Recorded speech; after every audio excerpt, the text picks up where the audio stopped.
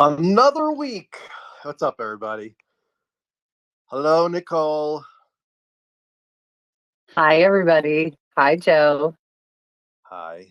Doing all right? Welcome to our X space. Yes, I'm I starting. like catching up on here. I do too, and I think for people who have not paid extremely close attention to the past week, I think they'll like this. For other folks, you may be a little bored because I'm gonna recap just what I saw was news this week, and I'm sure I'm gonna miss some stuff, but there's a lot going on. It's like if I had shown you my notes that I just took from my tweets a couple of years ago, even let's just say before 2017, people will be like, "What? That's actually going on right now." And right now we're kind of like getting acclimated to it, so it's a little of me being spoiled, and other people have said that where it's like, you see something that before 2017 it would not be a big deal, but now it's like actually it would be a big deal in the old days, and now it's like, oh, just another comment from a senator about crash retrievals, another day in UFO X. and Do you, do you remember when we were in Laughlin a few years ago and we were all sitting around, I guess it was a bar that evening. And I think it was me, you, Richard Dolan, Richard Doty, and several other people from the lecture and conference, all just having drinks and mixing it up. But we talked about the same scenario. Like, has it really increased? Has the popularity of all of this really reached like a, a peak with everything? And we had all commented about how it was like the most it had been in 2 decades, if not ever. And I think in the few years since then, it's even more so. Like I know you and I and several other of our friends and fellow researchers, we try to keep up on this on a day-to-day basis, and it's becoming overwhelming for the best of us, I think. So it's exciting. Yeah, it's definitely overwhelming at times, and as I told you yesterday, we're talking about burnout, and I go through burnout at least once every few weeks where I'm like, this is just too much. I just want to ignore it for a couple of weeks and just live a normal, boring life, but I can't stay Well, away. I think that's where it comes into play that, so many of us are solo or, like lone wolves in our day to day digging of what we think is interesting or stories we're trying to follow. And that's why it's important to collaborate like we do and how we do with others and our audience that's tuning in today. Like, Yeah. that's kind of what I meant by I like having these spaces. They're starting to feel like a catch up on you know, everything that's kind of a highlight of what's going on because no one person can keep up with it. Everybody's saying that. No, I know. And it's, you think, and I was going to say something and I just lost my train of thought, but it's exciting, but yeah, it's a little hard to keep track of everything. And I don't even try anymore. I mean, there were times where I'm like, oh my God, I missed an interview on YouTube. And now it's like, forget it. You're not going to get this is too many interviews. And I know Well, people, and I think it's also reflective of there's a lot of people out there doing a lot of good work right now. And that's also increased over the last few years. There's so many podcasts, there's so many chat shows, there's, just been an increase in how we can come together and discuss these topics. So it's fun. How I've kind of framed this right now is we're 3 weeks out from our hearings now, and you kind of weigh the good and the bad of what's to come and what's been anticipated. And I think a running theme throughout all of this is, when does the backlash emerge and how do we see that sort of take form? And I think we've seen that manifest in the last week, especially with the Ken Klippenstein article in the Interceptor. So why don't we start with that? What are your thoughts on that? And then we can maybe include the audience a little bit. yeah, just in case people don't know the story, Ken Klippenstein is a reporter for the Intercept. which started out basically as anti-national security, anti-establishment, and there still are, but a lot of the whistleblowers they've worked with over the years have gotten arrested, like Reality Winner. And then this article came out earlier this week, basically where, to cut to the chase, Klippenstein said that he put out a tweet during the hearing saying, anybody have anything to say about if you know Grusch, positive or negative? And he said he only got negative, although he kind of waffled back and forth a little bit, saying most of it was negative, and then he said all of it was. And then he said he reached out to his sources, who somebody, I think it was Tiny Klaus, pointed out a lot of his sources, he said in an old interview, come from older Christian men who were in the DOD, which kind of makes sense for where his article went in the negative against UFOs, because those people we think of the Collins elite, the evangelical Christians. I don't know if they're the same people, but that's what everybody thought when we heard those were a lot where a Well, lot of whatever the name is, that theme of um, ultra Christians or just Christianity, overshadowing some of these aspects of ufology, that's a definite running theme. right. So, And they think it's demonic, we shouldn't study it. That's the basic feedback you get from folks like that. I think I think what I'll note as of maybe the last year is Oak Shannon coming forward with Project Unity, and then Grant releasing those notes. There's always been wild speculation about the Collins elite sort of being involved in those aspects of ufology. And I actually got so many messages surrounding that after hearing Oak talk, about people saying they're like, wow, that's the first time a Collins elite has talked UFOs publicly. And of course, other people say Oak isn't, but I think that's interesting, to say the least. Yeah, I don't really consider him a Collins elite, because as far as he thinks it should be studied. I've never heard anything from him saying this shouldn't be studied. I mean, he's a scientist, and scientists study stuff like this. Most folks will not study something this controversial, but he doesn't seem to have a problem with it. And Right. I noted that as well. So I didn't know if maybe that was a change of heart on his behalf, or just when groups like Oak's been involved with come together, there's bound to be extreme thoughts, with spirituality involved in that. There is in sort of every group, whether it's business or your friend group or anything. So it's interesting to see how this evolves. We even know how uh, religions play into our politics, even though it's not necessarily supposed to. We do know that there's lobbyists or control groups. Like what's the group that puts on the presidential breakfast, the Breakfast Club, CPAC, I think, right? The CPAC conservative group, or are you talking about the national press? the national breakfast one, where who Yeah. was it? Co passed away in 2017. He was kind of the leader of that. So, but interesting. Anyways, continue on. We've been bringing up points of good and bad since the hearings and Grusch. And I will say, this article by Klippenstein definitely felt like an attack. Whether you want to talk about the ethics of what he talked about or if it's newsworthy, or I'd like your opinion on that. It's funny.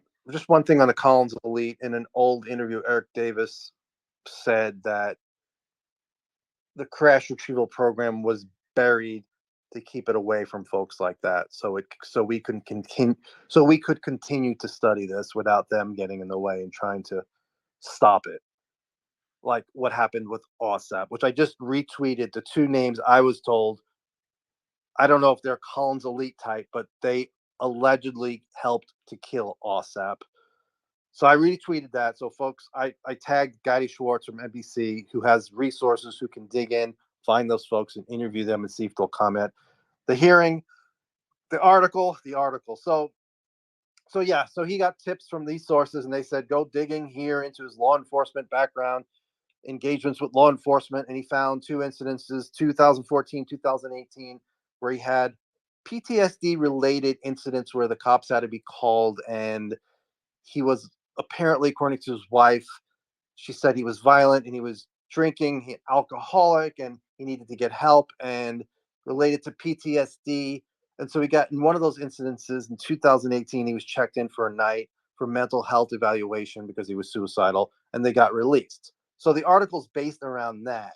And basically, I'll just go some of the points I have because I don't want to repeat everything.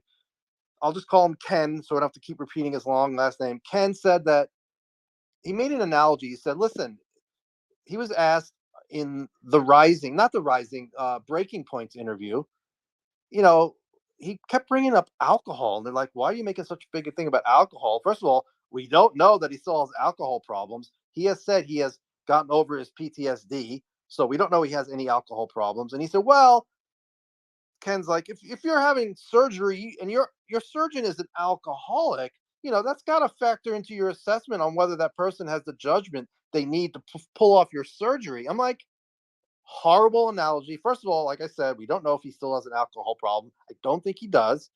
And second of all, this is not a surgeon. No, I don't want to. Me personally, if I found out they were alcoholic, up all night drinking, and they're going to operate on me, no. But this is not what happened. We have David Grusch over a 4-year period with his other colleagues interviewing 40 people, some of them who were sent to the Inspector General to testify under oath. He has testified under oath for over 11 hours, and he has spoken to the Intel committees. There's no comparison, okay? If you want to judge this story, you have to mention Rubio's comment. You have to mention the Schumer rounds legislation where it brings up non-human intelligence 22 times. It just wasn't in that article. The only stuff he had was negative comments from other people and saying, well, why didn't Grusch lose his security clearance? I mean, folks who smoked marijuana, they lost their clearance. There's no comparison. They smoked marijuana, whatever, whether you agree with that or not, they did something. Grusch suffered from PTSD, which so many veterans suffer from. It's a horrible analogy.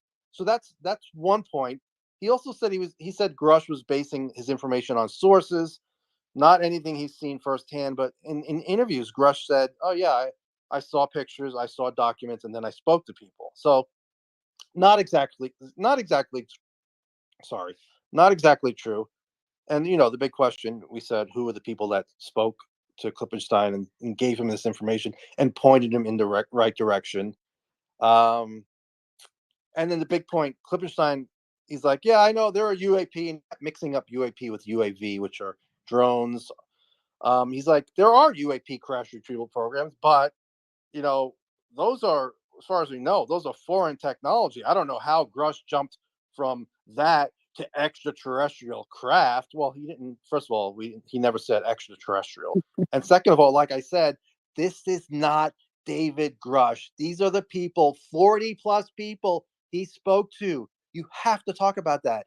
This was a hit piece. There's no doubt in my mind it was a hit piece. If you want to write everything we're talking about and say in the end saying you decide, that's fine. But when you leave out all of the information, and Sean Cahill has talked about it, Marek Rennekamp has talked about it, other folks have talked about it, Lewis talked about it. It's cherry picking, and you're using PTSD to make your argument. It's just so low.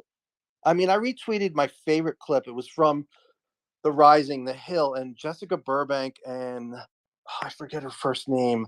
AA, or her initials. I transcribed what they said and I put it up. I just retweeted it. And Jessica Burbank said, she says, it seems like this really kind of shady journalism that's not done to expose a necessary truth, but is done for clicks. It just doesn't feel like good and honest journalism to me. And that's really a really great way of pointing out what most of us feel about that article. And he has come out, like I said, and not really done himself many favors in his interviews. And I'm going to stop there and let you respond and see if folks, because I have still more on that, but go ahead. Well, I like how you laid out kind of the series of what went down there, but I would say my biggest takeaway from this is it is sort of obviously one-sided, and even anticipated, I think, to some extent, that some sort of attack or some way to tear down Grusch's character would come into play. Because, I mean, let's face it, it is sort of the playbook, whether you're a witness or an experiencer or anybody, coming forward in ufology. And I think the people that have rose up to defend Grusch and this whole entire yucky situation have been, great and honorable in doing so, and they're all making great points. But I will point out that this does parallel exactly what experiencers go through, whether it's concerning mental health issues, PTSD specifically, when dealing with encounters or witnessing something that breaks your reality. Right. And, whether it's drinking or smoking pot or um, antidepressants or sleeping aids, whatever your coping mechanism is, often, people don't necessarily handle that in the correct way when it first happens to them. They have to reach a point where they want to sort of recognize what's happening and deal with it. And I think it's reflective of how certain people choose to shine a light on these issues in maybe a darker way instead of a more positive way. It is pointed out that he dealt with these issues and he was able to maintain his clearances and continue on with his life and his job and all the spin out factors from that. You know, is he still married? Yeah, of course he's still married. It sounds like his wife maybe helped and supported him through things that he needed to get through. Um, so I think that part is a shame. So I guess I agree in what you were saying. Like there's a lot of things that could be left out of this or that was left out of this article, but there's also a lot of things that are still being left out of this entire discussion. Like, why is is it really being used as a tactic, a smear tactic? Is it just shitty reporting? Or is this something that is even worth our time talking about? Like, I don't know. You I know, just, one thing I said, and we have Michael Vi here. Give me 1 second, Michael. I'm just going to say, thank God David Grush's wife called the cops. Thank God David Grusch got help. He got help and he got over what so many veterans deal with. So it's like you said, he should be applauded for that, not using it against him. Michael, please chime in. It's been a while. How are you? hi, Michael. Hi, Nicole. Hi, Joe. Can you hear me okay? Yes, I can. Okay. Mhm. Yeah. So I appreciate joining the space. Welcome to everybody that's listening. What's your background, quick, for people who don't know? Well over 20 years in the intelligence community, most of that time working with the National Security Agency and the National Reconnaissance Office and NGIA, the same places that David Grusch worked. I never worked with him, so put that disclaimer out there. But I've got a lot of strong opinions about the Intercept article, about the general topic being discussed here, about personal integrity, and so on and so forth. So if you don't mind, it's going to take me about, and Joe, I'm kind of wordy. I'm going to try to get it done in 3 minutes, but it might take me 5. Take what you need, Michael. So just, I don't get into bullshit about people writing articles and whatever, because you always have to remember, what are they writing, why are they writing it, what are they wanting us to believe. But the article was shameful. Being a veteran of that community and still a cleared person supporting the government, it's just going to be frank. Sorry for my language, folks. The article was complete and utter bullshit. It was obviously fabricated, manufactured information, and an attempt to smear a good man's name. So let me start here.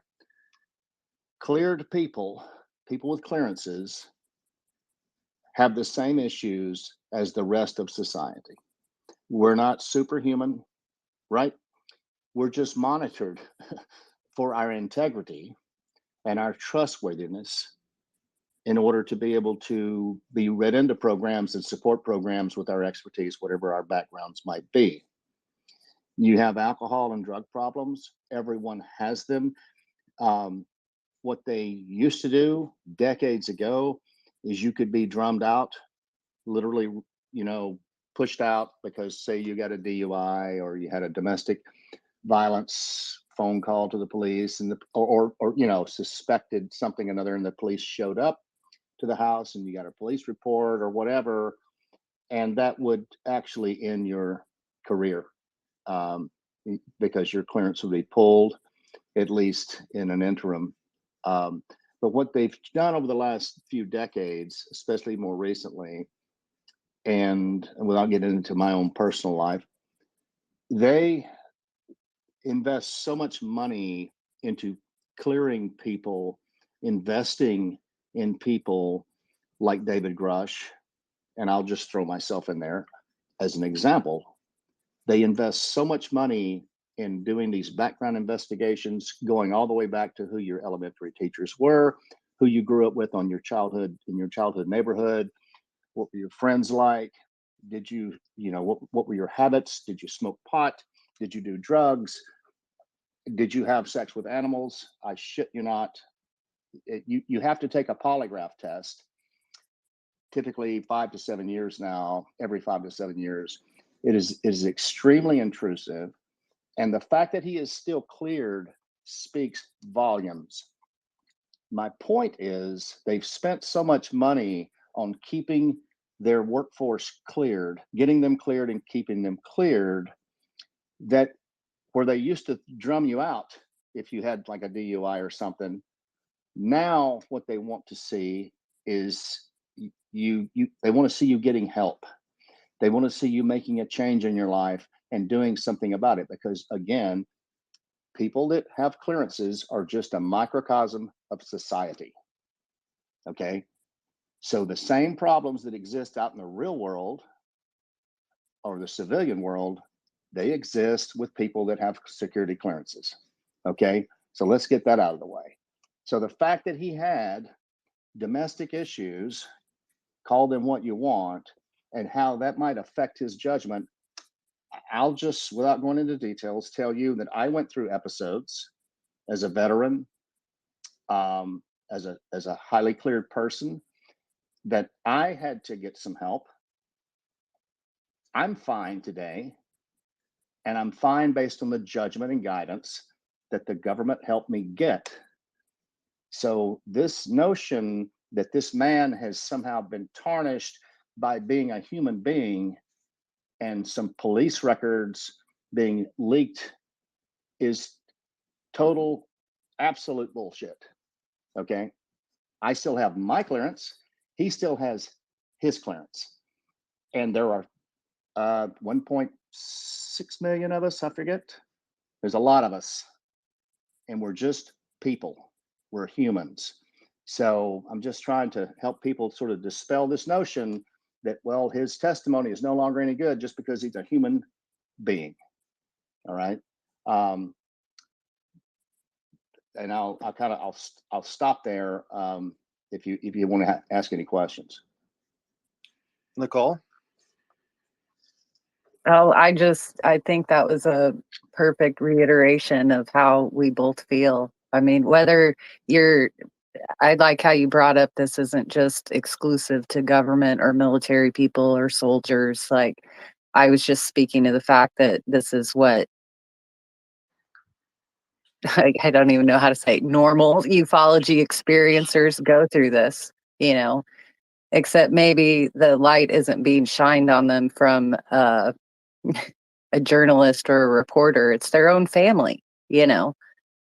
You try to speak with people about this, and of course they drag out every possible thing that it could be except what you're trying to tell them. So I think it's a good time to just sort of step back. And I mean, we all know somebody in our life that deals with stress or anxiety or who has served in the government or military. It's a web that connects us all. So if you can't step back and have some empathy, then I think that just shows how you are, what type of person you are in society. So, And it doesn't shock me that there are folks who want to keep this secret that would go this far to try to destroy a man's reputation because they want to keep this secret, keep it going.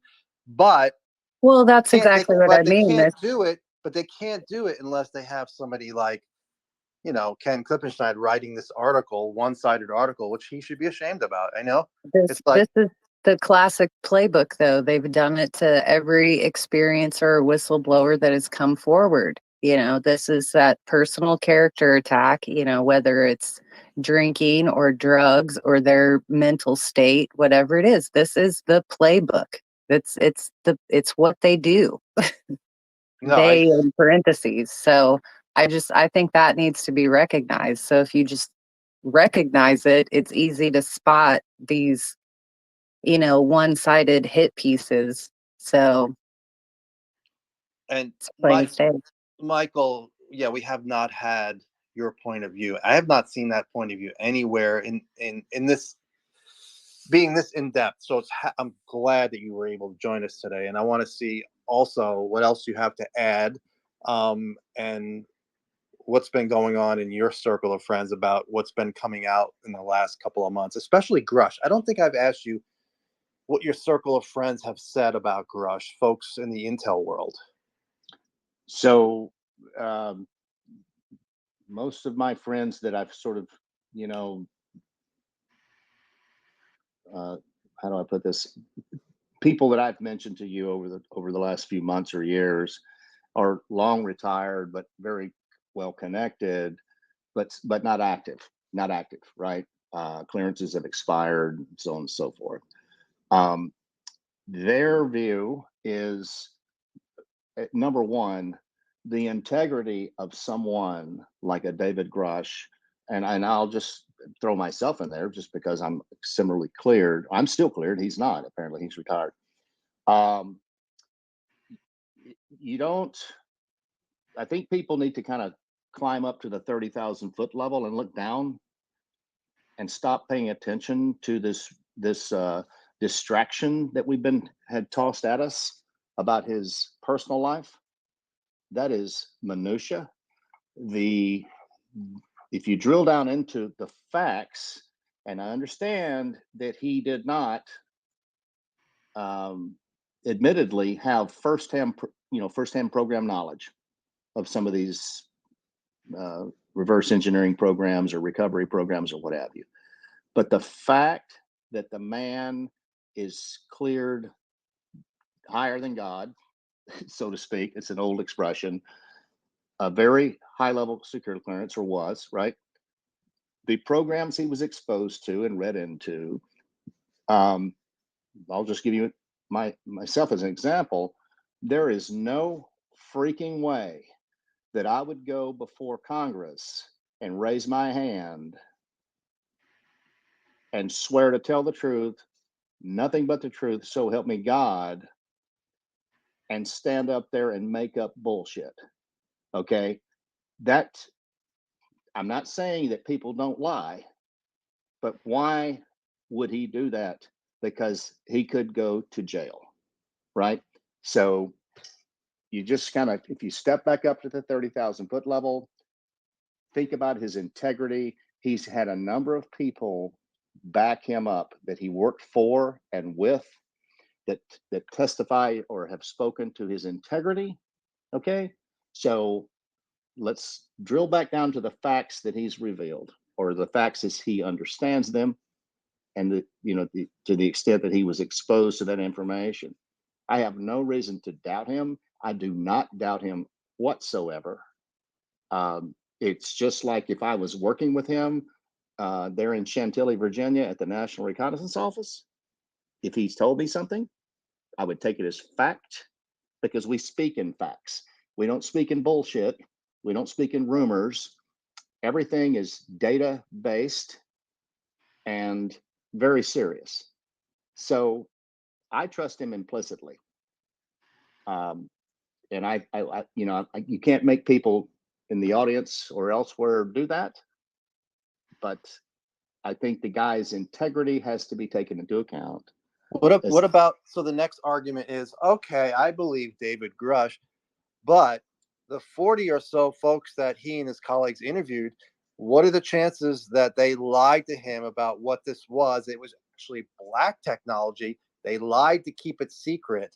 They actually even were willing to lie under oath, and it's really not non-human intelligence, and they fooled him. What about that argument? Because that's one of the next arguments I always hear. I just don't, that doesn't make sense to me. Because again, when you're working day to day at places like NRO, NSA, CIA, DIA, NGIA, and all the other A's, you don't, when people come to ask you questions, you give them facts. The fact that he was running an investigation and asking questions means that he was getting answers that were reliable, but he was limited, or they were limited in what they could tell him because of the compartmentalization in the programs where these things are operated. Okay. And he obviously tried to get read in and was denied. I never tried to get read into a program and was denied. I was always read into programs because I was assigned to them.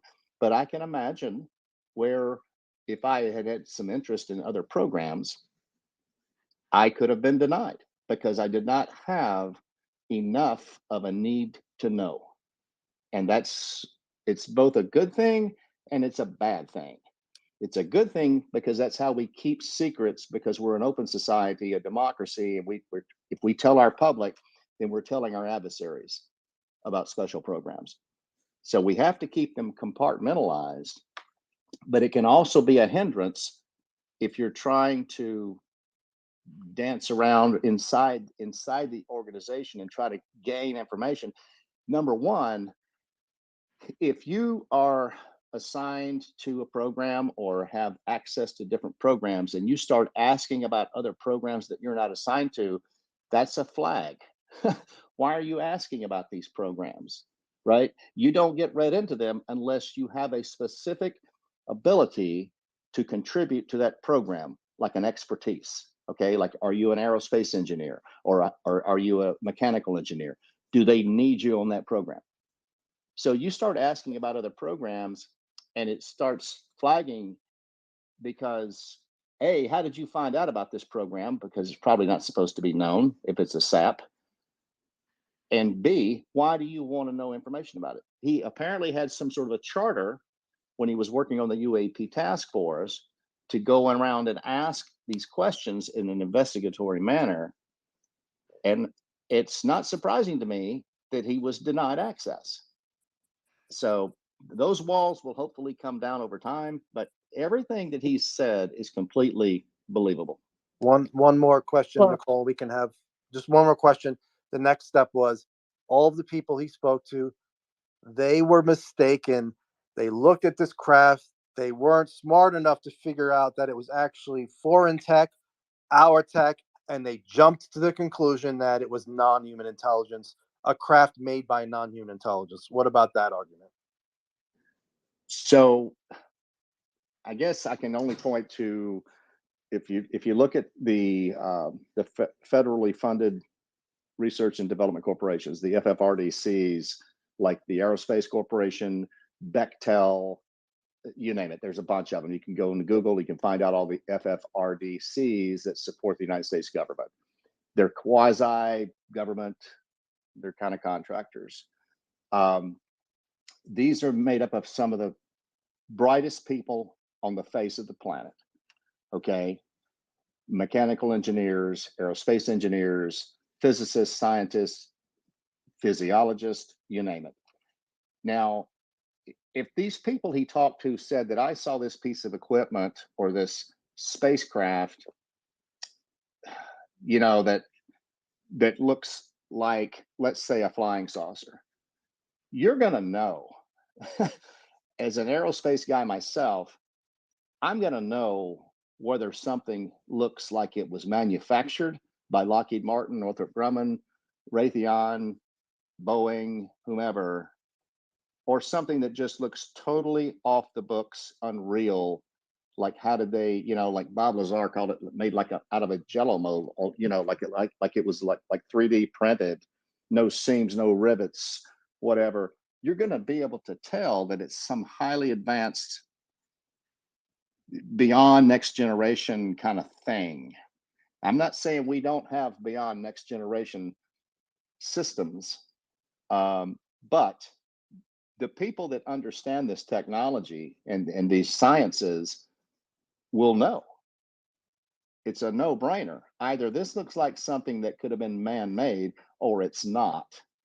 And I can't imagine laying eyes on something like that. But if I did, I think I would probably just immediately know that that's either, came from a factory, whether it's ours, Russian, Chinese, or whatever, or it did not come from a factory. It came from somewhere else. Nicole? Oh, that was a lot to soak in. I guess what I would want to bring up or maybe highlight is what Michael was saying, that Grusch has been investigating this for several years and was probably stonewalled or, came up against people that didn't want to share information with him, which I would like to point out that also might be some sort of precursor to expect this sort of backlash that is happening now.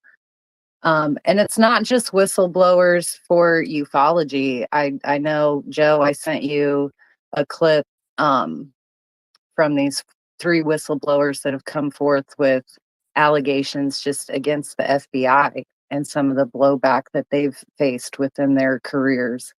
And it's similar to Grusch. And so I think that this is a tactic that is used to stop other whistleblowers from coming forward. It's like a harassment tactic. And also, I think that's where there's like this dividing line where it's like, if this is anticipated, like that's where we as a community, really need to hold the line. We're seeing Grusch hold the line for the 40 people that could be behind him. Like, I don't think this is something that's going to shake his intentions. This coming up isn't going to make him go, oh, I'm just going to go away and not fight this fight anymore. So Yes, I think they're prepared for the long haul. So as far as I and know. yeah, that it leads into what's to come. We're looking forward to September, and we'll have a NASA report hopefully before September. Michael, let me know how long you can stay, and I'll see if anybody has questions for you. I've got about 10 more minutes. Okay. I would just say to what Nicole was saying, I kind of alluded to it earlier. What we're seeing here is a classic case, and it goes on every day, 24/7, 365. This is information management. Okay. I would not expect the NASA report to do anything ground, earth shaking, to give us any kind of earth shaking information. I'll be shocked if they go, hey, guess what? We have proved that we're not alone. I mean, I don't really see them doing that. The thing is, and Joe, I've said this to you for a couple of years or more now, I think we all need to be careful what we ask for. And I understand the rush to judgment or the rush to get information about, are we alone? Is this disclosure? And personally, I think disclosure's already happened. Now we just need confirmation. The thing is, we don't know what the end game is. We don't know. The government might know. I don't know. We don't know the origin or the intent of these vehicles that are being seen, observed, spotted, identified, tracked, traced, and the ones that are invading our airspace. We don't know, at least publicly, they've not said what the origin and the intent is. I will say this until I go to my grave. We may want to stand up and say we're ready. Let us know, but it may not be good news. So I've always told you, Joe, I think we need to use caution and rushing to this we've got to know kind of thing, because it might not be pleasant. And that doesn't mean that they're going to eat us. It might not be pleasant. Yeah, and as a perfect example of people not ready, some of my coworkers I brought up, I was telling Nicole, I was talking about crash retrievals and all the evidence and the legislation, and one guy, not really interested in UFOs, but open enough to listen to me, said, well, they say non-human intelligence in that legislation. How do you know they're not talking about monkeys or dogs? I'm like, this person did not want to even accept the possibility that it's a non-human, life form that we're all thinking about. Obviously, we're not talking about dogs and monkeys. Okay, that's not what the legislation is about. But people are just struggling with the basic idea of crash retrievals. One guy said, he goes, I just have a really hard time believing in crash retrievals. And I'm like, I understand. And then talking about what you're talking about, and Nicole and I have disagreed with this about this a lot. Although I don't know what we're dealing with. I think in my gut that some of it is not positive, just something that doesn't really care about us, above us in the food chain type of thing. Anything worse than that, I don't know. Hopefully there's some positive stuff here, but yeah, and most of my family and friends won't discuss this at all right now. Not at all. I'm like, look at the language. Nope, no comments. So I think a lot of that is fear. I would agree with that, but so there's a couple of different aspects of this. Now, there's a very strong suspicion, I'll call it suspicion, based on what we're being told, that what is going on is not necessarily, though it apparently could include others here on the planet with us since long before we had evolved to like modern man. They're in our oceans.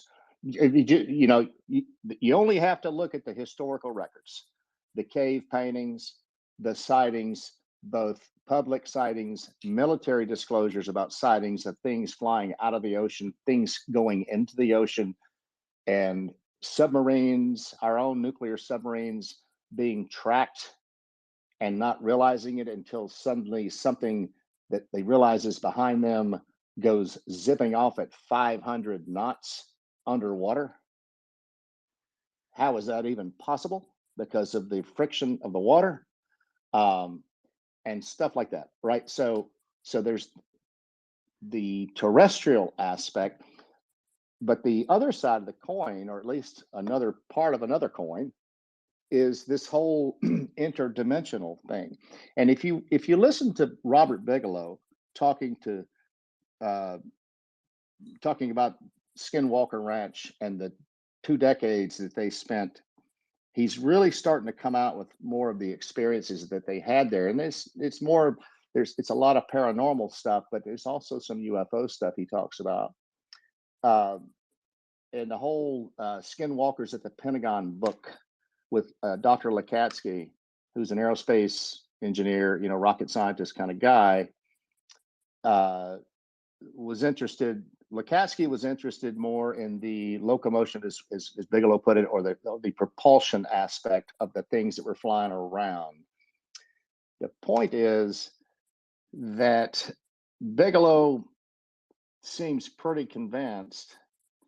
I don't know what the tie-in is to consciousness, but he seems pretty convinced that there is an interdimensional thing. And he talks about how these entities or the phenomenon can enter our world at will, unabated, whenever they want, but they don't invasively do it most of the time, maybe to not upset us and make us so paranoid or so curious, but they do it to prove they can do it in some cases. And he talks about it. It's just fascinating listening to him talk about this. And he's not a man, Bigelow is not a man to, delve into just giving out random bullshit. He's a very fact-based, science-based person, even though he's not a scientist himself, but he's certainly surrounded himself with a lot of great ones. And he's pretty convinced that there's an interdimensional thing going on, and that there's a message to be read or understood. There are clues, and trying to communicate with the others, quote unquote, is very difficult because we can't seem to quite figure out how to communicate back. And he talks about how they seem to be able to figure us out. They've got us figured out, but trying to figure out how to communicate back, and whether or not, and this was really key that he points out, whether and to what extent do we reach back out, because we could be opening up something that we might not be ready for. So I kind of went wide ranging there, but no, I like that you brought that up. That was in Bigelow's recent interview with Jeffrey Mishlove on his podcast. And yeah, it was interesting how he sort of summed it up by saying that was how he came to the decision to sell the ranch. It was, he didn't necessarily know how to pursue it any further. That seemed maybe like it was territory he wasn't sure how to tackle. And he pretty much, I think, said that he got to a point where he was, what can I do for the phenomenon? Like it's definitely trying to communicate with us in various ways and showing what it can do, which kind of ties into Grant Cameron's theory of wow that he talks about. Like, these things appear to us to sort of break our reality, make us go wow and wonder and pursue it in our various ways. And yeah, a lot of that for me sort of ties into how experiencers try to maybe gain control over what's happening to them with various aspects of HEIS or CE5. It's like there is a journey with this, and I think Bigelow has sort of paved the way for that journey, which is why he's formed Bix.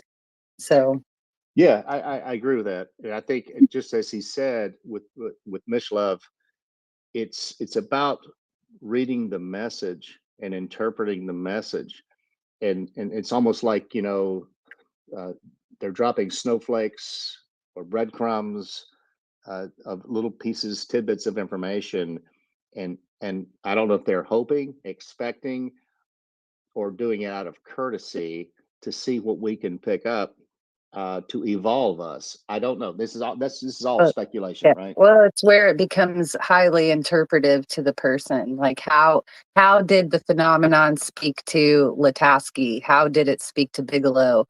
How, we've heard of other people in our community.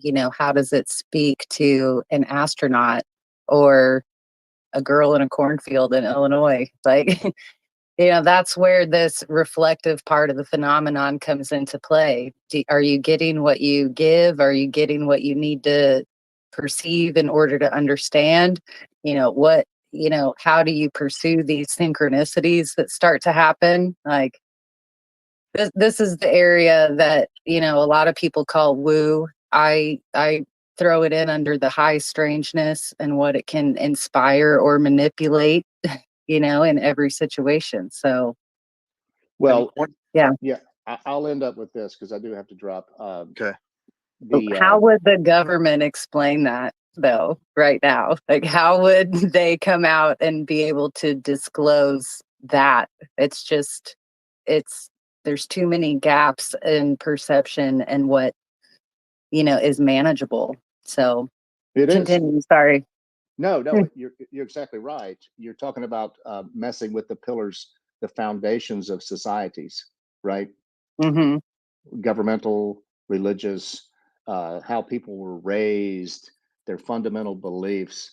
It's a lot to take in, right? And if did you guys see the movie Interstellar? And how Yes. okay, so these little clues were left, right? And they figured them out. And if you've seen the movie, you've seen the movie. But they Beautiful just synchronicities. yeah. But I go back to what I've always told Joe about this stuff, which is we need to be. I think personally, we need to be careful what we ask for, because we say we're ready. I personally don't think we're ready. I'm apprehensive. I would go along with, because I've met Lou Elizondo. I've talked with him extensively, personally, privately, and when you see his interviews, he talks about the outcome of this when he's asked to speak about it. It's a somber kind of outlook. I don't know what that means. I don't know what Lou Elizondo knows, but I'm in the same camp. I think we need to be really, really mindful of just what we're asking for when we say, please tell us the truth, because I don't know what the truth is, but it could, because it's going to upset the apple cart, undoubtedly, or they would have told us decades ago what was going on. So you kind of drill down into all that. Yeah, there's technology maybe that's been gleaned from this that we've recovered or we've developed because of observations of how these things perform and all that kind of stuff. That doesn't even take into the paranormal aspect of it, or take into account that. But that's just my own view. Be careful what we ask for.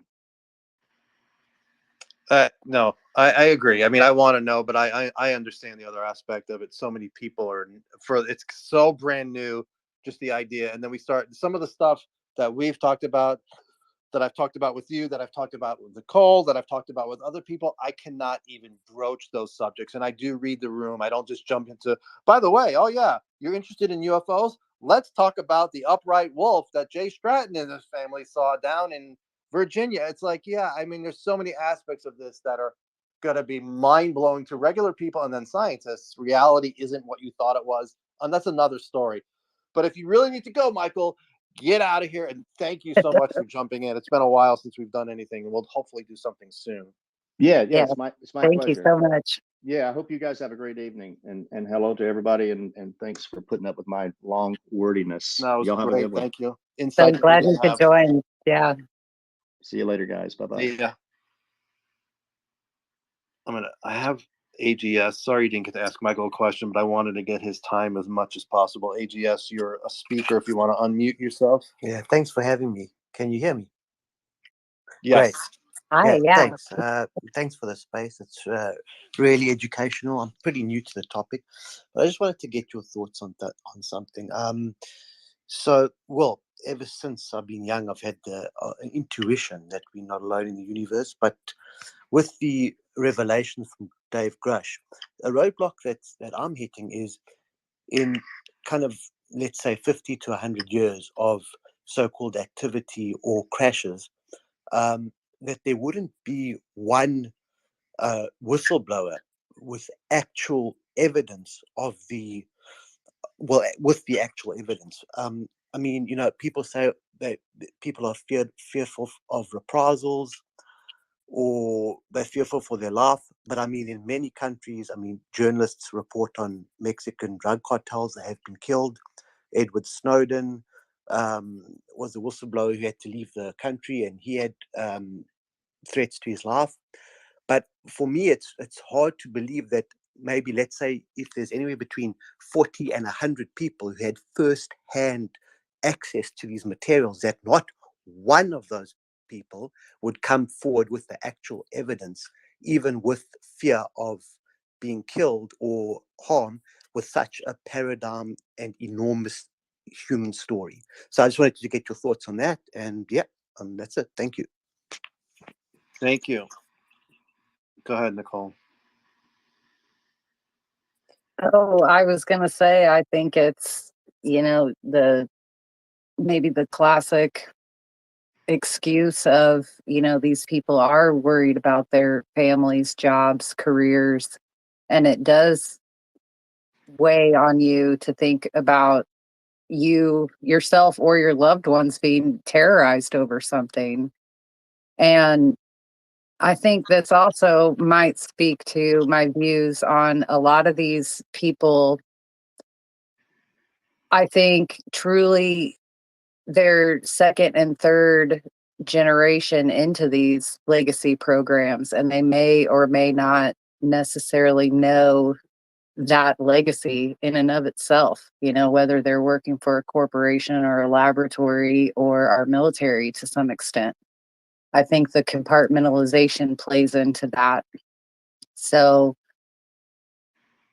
yeah, I think there's various reasons. I mean, I'm that's one thing I was trying to point out with Grusch before, even with all these, alleged mental health crises or whatever, this shows.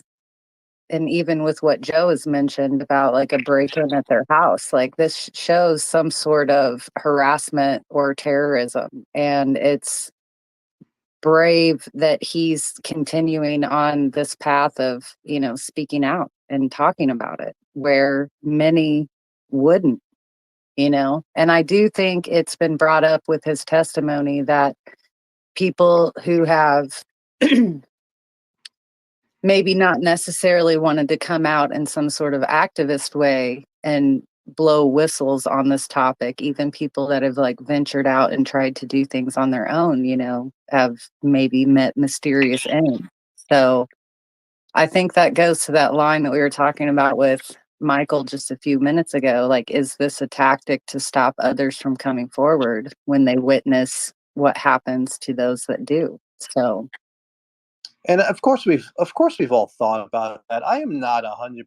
I cannot say 100%. I know we have non-human craft in our possession. Obviously, I can't say that. Do I think that's the case? Yes, but as I've said many times, I need to see it. I wonder too why was I'm not. It doesn't bother me as much as the person who was just asking that question. If they threaten their lives and they basically, I don't know what they say to these people when they read them into this program. It may be a totally different speech than any other special access program. Like, listen, if you leak this, you're going to destroy the world. This information will destroy society. Not only will you be in prison, but you will be in prison as society falls apart around you. I mean, I don't know what they're told. But yeah, we need to hear from the first-hand witnesses. Hopefully, they've already come forward behind the scenes. And then we need to see it. Or we need to hear our gang of eight say, I went in, I saw the bodies, I saw the craft, we're not alone. That would be the second major step besides hearing from, well, the first-hand witnesses would be the first step, but it would be a huge step if somebody like Rubio, who's so careful with his words, would come out and say, yeah, I was shown the evidence. I have no doubt we're not alone. And then the final step would be showing us, which Michael, I don't think Michael thinks we're ever going to see that where they actually show us the craft. Maybe they show us the bodies. I don't know. Who the hell knows? well, But yeah, no, I mean, they could come out after this investigation and say it's all our tech that we've developed in some way, shape, or form, but we've also found gross misconduct involved with trying to keep these assets secret. And that might be the exposure right there. Like, we have to be ready for that, or at least 95% of it to be that. yeah, it might not. That might not be the truth, but that might be their explanation. And Right. I But criticized Richard Dolan a couple of days ago for being getting down to, sorry, go ahead. no, I criticized Richard Dolan a little bit on Twitter for being so negative. And I said I don't think he even saw this coming with Grusch going forward and hearings. But Richard's been pretty sharing his complete and truthful thoughts on the matter, even if they're negative on disclosure, which a lot of people don't want to talk about negative. Everybody wants to be cheerleader. Not everybody, but a lot of people want to be a cheerleader. But as you said, a lot of it may be black tech. And as I said, a lot of it may be excused as black tech, and they'll never tell us about the non-human aspect because they're just afraid of how we're going to react. And I know people are like, we can handle it. We can handle it. Listen, I'm right there with you. Let us know the truth. But the people in charge may decide we're not ready for it yet. And I don't know really how we get over that, if that's the final decision as far as in the near term. Except electing people that, see it differently. Well, I think that's why it's important that we have the committees that are interested in this topic. We have the more vocal ones who are listening to researchers and diving into the UFO community. And then we have others on the outskirts of this in the committees asking questions. But when you look into what these committees are involved in, they are kind of key players or key people that you would want interested in this, even if they don't know the entire ins and outs. They are going to look at, these instances of misconduct or why people are shut out or where money being misappropriated or, just the oversight. We keep saying that this entire situation involving the government and UFOs has a lack of oversight. Well, dig into these committees. It's their job to figure out where the oversight is and should be and how it can be fixed and managed properly. So I don't know. I know that's probably the more boring side of all of this. The exciting side is what Grusch is saying, but as things play out, I think that's where we come up with these terms like, oh, that hearing was a nothing burger, or, this one thing isn't the everything. It's like, that's where in our conversations in the past too, we talked about how this is a slow process. Like, we're going to see this play out, and some of it will be good for our community and we're going to eat it up. And then some of it's going to be the same old, same old. And, the hope, I think, is that some of this changes with actual legislation so we can keep the ball moving forward. So, Right. I want to say something that if people listen to Jeremy Corbell's interview with Andy from that UFO podcast, towards the end, Andy asked him, is there a chance we're going to be in a holding pattern for a while? And Jeremy said, yeah, there's a good chance. It's great that we're in the right, we're headed in the right direction, pointed in the right direction. Things are progressing, but there's a chance we could just not make any outward progress for a while. People need to still be patient. I don't know what's going to happen in the fall. Hopefully we get, a couple of hearings or at least one hearing in the Senate. And after that, I don't know. It's still a long process. But as Dolan said, and I've said too, it's like, expect or hope for surprises. David Grusch was a surprise. Nobody expected that. I mean, I knew behind the scenes, I knew a little bit about it, but if you would have asked people a couple of years ago if were you expecting hearings in Congress with a whistleblower who said he spoke to people who worked in these programs, most of us would have said, hell no. So it's happening. It's just going to take a while, unless there's some sort of thing I don't know about, some sort of timetable they're on to get this information out. And Matthew, unmute yourself and you are up. Hey, Joe, thanks. And thanks, Nicole. Glad you're here and glad you're hosting Space Joe. Yeah, there's so many things we can talk about, and all these particulars of how this is unfolding in our politics and in our culture. And but I want to get back to just what I originally raised my hand for, and that is how listening to Michael and some of the stuff he was saying makes me feel, because it takes me to the highest level. I don't know if it's 60,000 feet, 60 million miles, as high as you can get. That's where I want to start, because that is where the roots of these feelings I have come from. And it's nothing against Michael. I mean, I know you and him are friends. He great insights, awesome. In fact, what he said today is more in the domain of woo than I'm accustomed to hearing from him, which is cool. And as far as Bigelow goes, of note also Bigelow, you can hear James Fox say that Bigelow also says, by the way, that we can't handle it. And he has commissioned studies to demonstrate that or ascertain that. But anyway, as far as the high level view of this makes me feel, I get really angry. And I don't get angry much, but I get angry because for me, this whole thing is, whether people are well-intentioned or not along the way, the fact is hiding vital information about the nature of reality itself from your fellow man, there could be no higher crime. And that's why I think it's analogous. I think it's a planetary scale version of, I don't know, like locking small children up in a closet and raising them there in the dark. We put maybe a little screen in there to teach them how to speak a little bit, and turn on a DVD every now and then, and slide the food under the door, and but they, that's the kind of sheltered fake existence they're living. Like that we all know, well, that's not right. But that is what is happening to this planet. And so, irrespective of whether or not they are well-meaning, and that might be right, we might not be able to handle it, but we still have to acknowledge the significance of that. That is the highest crime fathomable in my philosophical mind. So if we just establish that, be honest about it, then we can talk about how we should feel about it and what we should do about it. So I start there, and I just want to acknowledge it. I want other people to acknowledge it, because I feel like people don't get it. Like, people don't appreciate that.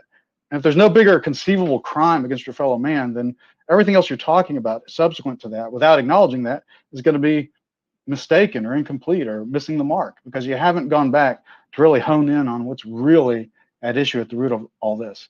So that being the background, I just want to say, in some overarching practical sense, let me just tell you, I think we should, what I want, I don't know how to make it particular, how to make it manifest in this real world of politics and everything as it's unfolding, but I think those of us who want to know should have the right to know. And guess what? All these other people who are ignoring us now, and they don't want to talk about it, they're still going to not want to talk about it. And when they're ready, maybe they will. But those of us who want to come out of that closet and be told the truth and try to figure it out, because honestly, I think the closet keepers who are keeping us all in the dark, they don't even understand it themselves. And I think it takes a multi-generation, planetary scale effort to really figure out what the hell's going on anyway. So I don't even believe that the secret keepers know what's going on. And I think I should have the right to have access to that information. I should be free to decide for myself and other people like-minded to work together to have access to the truth and all the facts and figure it out. And other people who want to come along, fine. If you want to stay in the closet, then stay in the closet, live in your fictitious little cocoon. We need to find something like that works for all of us, because just this idea that one size fits all is not, it's not acceptable to me, and I don't intend to stand by and let it continue on forever. If I can, whatever I can do about it, that's what I'm going to try to figure out. So I just want to tell you how I'm feeling. It's more feelings than anything, but take it for what you will. Thanks for listening. Thanks, Matthew. That was great. And I think, honestly, that is the perfect way of expressing what a lot of us feel when our ufology activism side sort of kicks in. It is this balance of, fighting, to get this out in the open. And that's where I think this, conversation turns to, which Michael brought it up before, there is a layer of perception management happening with this topic. There's probably multiple layers of it.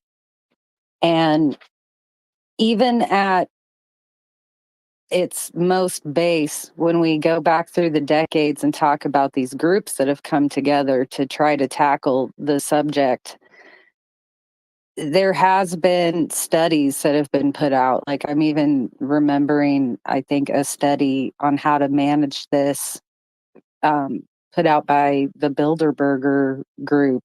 I think I'm quoting that right. And I think even recently, Rand Corporation has put out a study on how it would affect us, socially, spiritually, politically, all these different facets. And I think that's where it is important to recognize that this process is unfolding. Like, the ultimate goal here, I think, is like we've pointed out, we kind of are already having disclosure. So we're looking for validation. But also with that validation, we are looking for ways to roll this out to the public. Does that come with first acknowledging that there's threat concerns and air safety? Well, sure, that might be a part of it, but isn't the end goal to get this accepted and cleared and rolled into our science and academia? And when it hits that point, when we're talking about UFOs and the paranormal and what this means to society, religion, all of that, when that's rolled into our universities and colleges, then that's when we're at a point where the perception management and how to tackle these subjects, is achieved. it brings it out of this fringe that we're all in right now and gets it normalized. I think that is the end goal. And that might be a big pullback. It might not be we get alien bodies, but it might be furthering our technology and the way we tackle this subject that leads us there. I think that it wasn't the Bilderberger. I think it was. Are you talking about the Brookings Institute, like from 59 to 60, maybe? Maybe, but I thought there was one more recently than that, but that might be Maybe. the B that I'm thinking of. Maybe. I didn't have my notes. But Matthew, I agree with what Matthew said. I mean, I have no problem with it. I want to know everything. Let it out. But if I'm looking at it from a non-emotional standpoint, not saying he's emotional, and I see these people, if they're in charge of making the decision on what to let out, and they know the truth, or at least an aspect of the truth, I don't really blame them for thinking that a lot of people aren't ready for this. But I don't know. I mean, I know we see this come out and people say, look, there was an announcement. We talk about crash retrieval, and the world is just not reacting. They can all handle it. And I'm like, I just don't think they believe it yet. I don't think they want to believe it. But either Well, case, that's the blast radius, though. It gets floated out, and it might take 10 years for it to soak in with certain people. But throughout that 10 years, that's when it's up to us to keep pushing it and getting it into more acceptable areas of study and having these conversations and getting more data. but I just don't think the evidence has been put out yet that is in their face. And it doesn't help. Yeah. It doesn't help when we have politicians, and Rubio's being so careful. If Rubio and Gillibrand came forward and said, listen, there are whistleblowers out here telling us things about crash retrievals, and I got to tell you, they're extremely credible, folks. The news media, I would hope the news media like the Times and the Washington Post and 60 Minutes would cover that. That would make a difference. That gets people talking. So far, it hasn't happened. So, yeah, I mean, That's perception management too. Like right. that has to trickle down and out. Before we get to another caller, I mean, I have a lot of stuff I won't get to, and we're not going to get to everybody. We have 45 minutes left. Nicole, at 2 hours, you can go. I could stay for a little bit more and just go through everything because I really want to put this on YouTube, especially with Michael's part. I could try to record it. I got to figure that out. Just a couple of things. The all-star congressperson, one of them is still Representative Luna. She said, I'll just quote a couple of things she said, mainstream media, and this is about the Grusch article, mainstream media and our corrupt government would love nothing less than to put a muzzle on any courageous individual like David Grusch, who is exposing the truth about what's actually happening in regard to this issue. And then she goes, it may be time to Hallman rule the Air Force leadership. Fire them. In other words, yeah, we have the ability to fire them. I think I said fire them. She didn't. You could use the Hallman rule and basically defund a department or a person's position. And basically, it's like, sorry, you're gone. You're not doing your job. It's not so easy to pull off. But the fact that she's saying that she's really impressed me. And she's 180 my political views, but it doesn't matter because it's so bipartisan. It's just the best thing ever that I've ever seen in politics. I think that's some hard hitting language. I'm not sure if it's posturing or what. Well, she's So former Air Force who had a colleague in the Air Force have a UFO sighting, which she's spoken about. So I think it's a little personal for her, especially the Air Force angle with Grusch. So I'm sure there's some posturing with most of them, but I really do think she wants to get to the bottom of this. She's one of the younger ones in Congress. So, but we'll see as time goes on. UAP Mike. Hey, been a while, Mike. Hey, Joe. Hey, Nicole. How are you guys? Good. How you doing? Awesome. hi. So I was like, I was just talking about this maybe last week, the whole disclosure aspect of it, and I've talked to and listened to like Hal Puthoff before, and really smart guy, and he was talking about like the evidence being kind of important. This was like at a wine and cheese party. I heard him talking afterwards, one of his talks, and I think the point is we always see disclosure as this transaction between the people with the evidence and the public, right?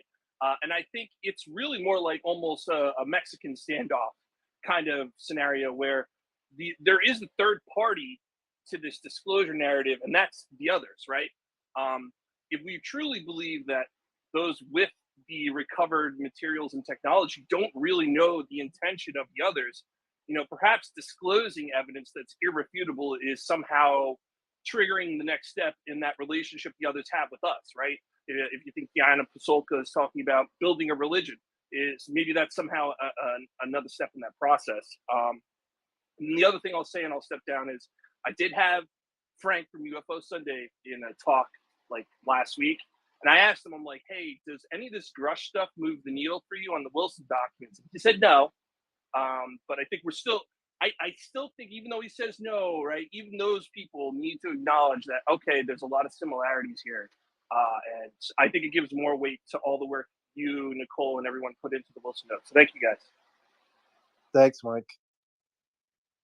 Yeah, I mean, Frank is staunchly opposed to Wilson Davis being anything but a fake set of documents, which I'm not even going to get into. I know as best as I can, without actually being there in 2002, that Eric Davis interviewed Admiral Wilson. But and the other thing, yeah, what if something we do, Lou has brought this up, something we do triggers some sort of reaction from the others? But I guess, and Lou said he didn't agree with that kind of thinking, but there are people who may think like that, and they believe it's their patriotic duty to make sure this story doesn't get out because they're afraid of what will happen if they quote unquote find out that we know about them, the masses know about them. So, I don't know. I don't really know how to handle that. And like I said, he doesn't agree with that. And I want to know the truth, but what do they know that we don't know? That's we're at a really massive disadvantage because we don't know the people on this planet that know the most. I don't know how much the most is. I don't either. I think that's sort of what AJ was saying too. It's like, what do they know that we don't know? Do they know as much as we suspect that they do? Like that's a theory, that I talk about often. It's like, even when it comes to the crash material items that we've heard about over the decades, it's like they get worked on and then they get shelved. How long did it take them to realize that there is a conscious, connection? It's like all these little baby steps that we can analyze throughout the decades. And it's like, does one person have like this umbrella of this is everything that we know? I think that's sort of what we're being charged with at this point. Where is this investigation going to take us? Well, it's surprised us with Grusch so far. And there are the parallels of, is Grusch talking about, these scenarios that we've heard of in the past, or is this truly something different? Like now is the time. We're slowly chipping away at this. So I like that Dolan pointed out it'll be nice to be surprised. It honestly will be, but we also have to brace for the other side of that, the good surprise. We have to be ready for the cold hard facts. Like, this is our best assessment. And of course there's going to be the comparisons to the best assessments of decades gone by, like the Condon Committee or the Colorado Report. So we do have to keep our diligence as a community. As Matthew said, he gets upset hearing Michael talk about we're not ready for this. I disagree with Michael on a lot of stuff too, and we go at it. But I understand. I totally see both sides. I really do. I mean, I do. Well, I'm just that's where any social change comes into play. 50, 60 years ago, we weren't ready for gay marriage. So it might take that long for people to accept that individuals have some sort of NHI contact, or our planet does. It could take that long. Yeah, and same-sex marriage. And legalization of marijuana. Nobody thought it would go through that quick, and now it's like, oh, yep, it's law everywhere. So yeah, stuff happens Was it quick though? Like that unexpectedly. was that quick though? We're talking about decades of social change It that was brought it was about quick. that. It Like, was quick at the time.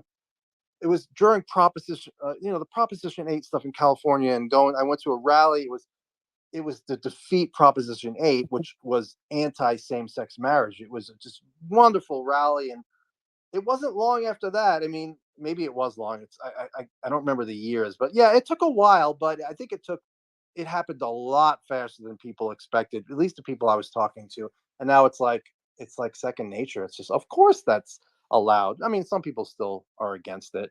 Um, Let me get to some of the stuff I that's wrote how I down. feel about Wilson Davis notes at this point. And if people are for it or against it, I'm over it. Honestly, I know there's two sides, and time will tell. So it's not really worth going toe to toe with people about it. I No, just appreciate the other side because I it mean, most creates people, most, conversation. most people realize that Eric Davis interviewed Admiral Wilson. I mean, there are people who don't, but I mean, I don't really see an other side. We don't have the proof, but I have really good sourcing on it, and I just know that he interviewed Wilson, and Wilson hopefully will come forward one day, and we'll get to hear the truth. Until then, yeah, it's like, how many times can we say the same thing? Ross Coulthart was on Grant Levick's, if I say his name, or Grant Levick's channel on YouTube, and he said, I do know within months there are going to be very senior serving or former officials coming forward to talk about what they know, as well as legacy program witnesses coming forward to give firsthand evidence to Congress, in addition to the evidence that's already been provided. That's in months. And then he said, he knows the names of people in the intelligence community and DOD who have been responsible for harassing whistleblowers. He's looking forward to the day where Congress could call those people and have them held account. So he says months. And then Peter Levenda, who's working on Secret Machines War, the trilogy, the third book with Tom DeLonge, he said, according to his sources, he doesn't think it's going to be a dead alien or it's going to be a piece of a craft. What they're saying is there's more coming.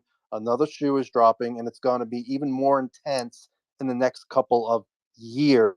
We're definitely building up a head of steam on this. Like I said, the genie's out of the bottle. Can't put it back in.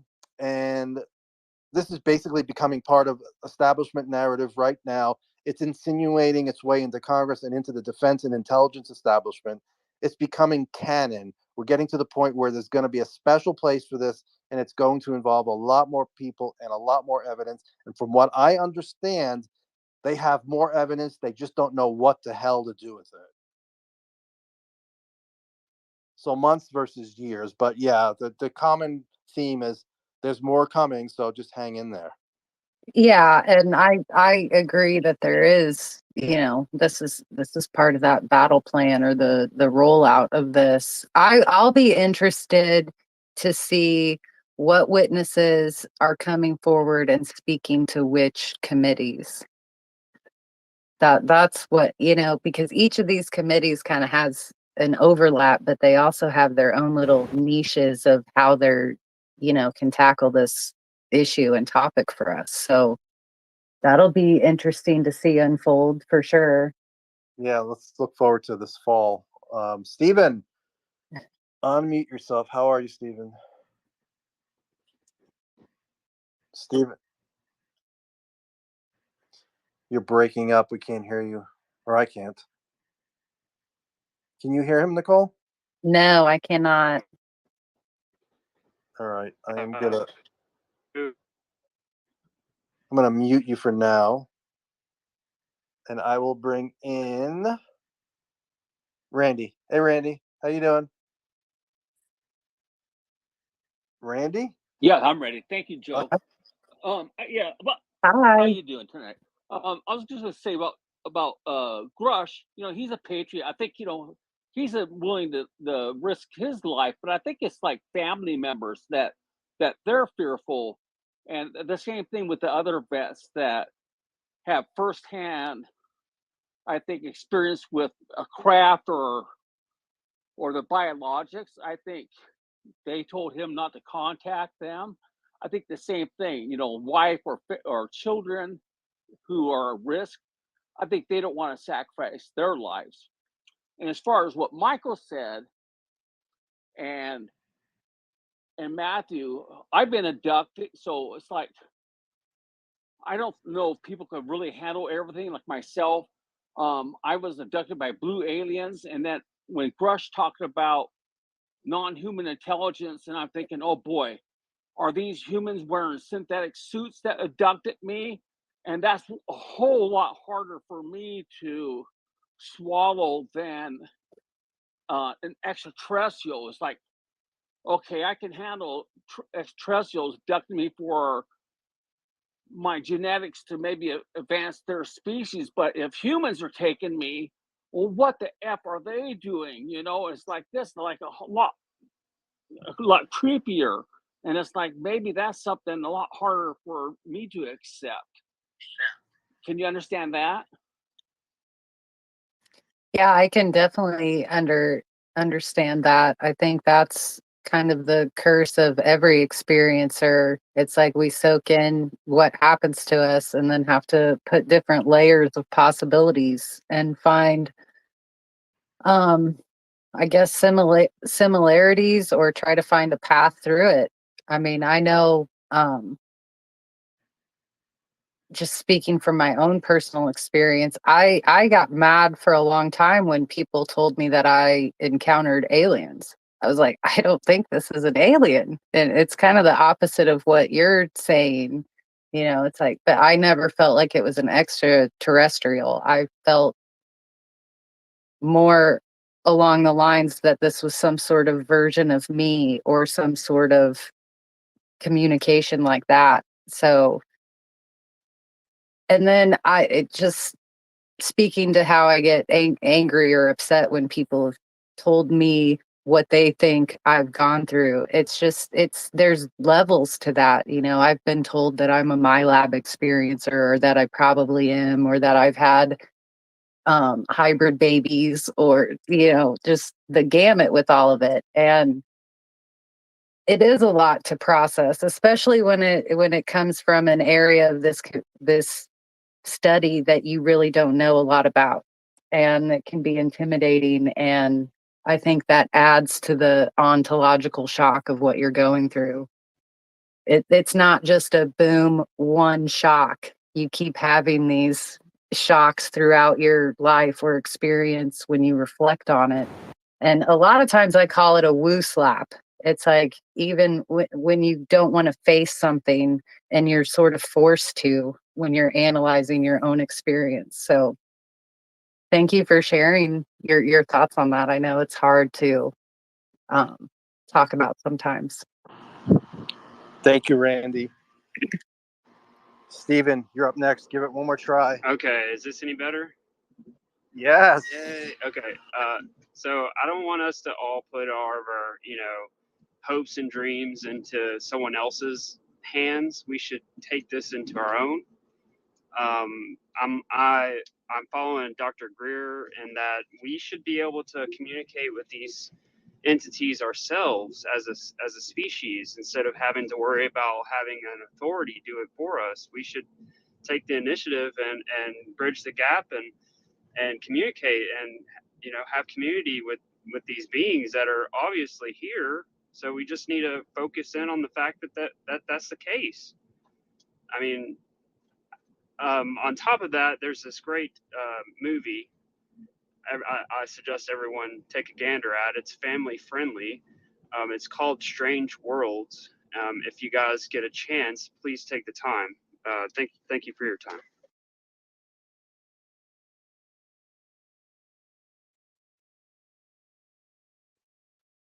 That was a interesting suggestion. I'll have to check that out. I immediately thought of Star Trek Strange New Worlds, so I'll have to jot that one down and look at it too. What was it? Strange New Worlds? I think Strange Worlds. Okay. As far as communicating, yeah, me personally, I don't know what we're dealing with, so I'm not in the business of telling anybody who they should or shouldn't communicate. Me personally. Okay. Well, I think this- that's what that takes us back to what we were saying about Bigelow and, where it's led him, that this is all some version of communication to some extent, whether it's a grand scale or a personal scale. So, Well, but he also said the reason he sold the ranch because he didn't know where it was going and if people were going to get harmed. And also in the past, I spoke with an Intel person who worked with Robert Monroe at the Monroe Institute and helped convince Monroe to stop the Gateway program because they were afraid of the communication of whatever this was. So, I think that's reflective on anybody who pursues this. That's even what I was meaning when Grant and I were investigating various contact modalities and trying to experiment with them. I hit a point where I was like, what the F is happening? I'm freaked out. Am I causing this? Am I inducing this? And yeah, it freaked me out to a point where I was done. And I've still kind of remained in that point with pursuing it. So I think, yeah, when you talk about my next step in my personal pursuit was going to be joining groups that could experience this, together instead of solo. And I'm freaked out to rope other people in because I can't say what's going to happen or not happen, or if it will freak somebody out or cause distress or anxiety. Those are all very personal decisions when you're talking about exploring these avenues of ufology. So, a blessing and a curse. I'm going to read a couple of more things that people may have missed. Senator Chuck Schumer, who was the leading senator on the legislation with 22 instances of non-human intelligence listed, he was interviewed, and at the end of this interview, he was asked about UFOs, and he said, "I haven't been briefed. I haven't read the report. I'm not sure which report he's talking about, but he, supports all of this coming out, and he believes sunshine is the greatest disinfectant. He enjoyed speaking to Harry Reid about this, his late friend, Senator Harry Reid, and he says, let them disclose, and we'll find out. But I think all of us suspect, I'm sure he's had conversations off the record about what they have allegedly found, the whistleblowers, and what they've testified to.